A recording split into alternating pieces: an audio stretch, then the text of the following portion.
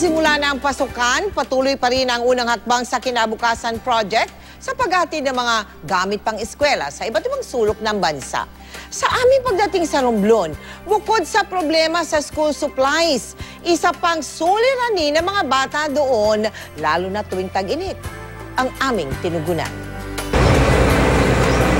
Dinayo namin ang isla ng Sibuyan sa Romblon.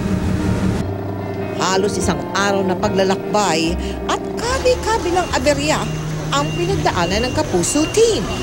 Dito sa Sibuyan, nakapagtataka na hindi pangkaraniwan ang kulay ng buhok ng mga estudyante. At nang aming alamin, tumambad sa amin ang mga namumutik-tik na lisak.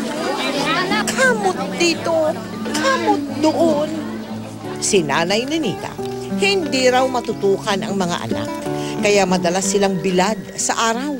Kaya naman lahat ng kanyang 5 anak kinukuto. Dahil hindi ko rin naaasikaso ang pagkukuto sa kanila. Kaya ang pagtrabaho ng papa nila kailangan ko magtulong.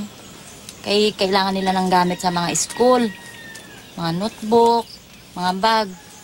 At upang solusyonan, handog natin ang mga shampoo kontra kuto. Namahagi rin tayo ng mahigit 5,000 school bag para sa mga estudyante sa iba't ibang paaralan sa Romblon.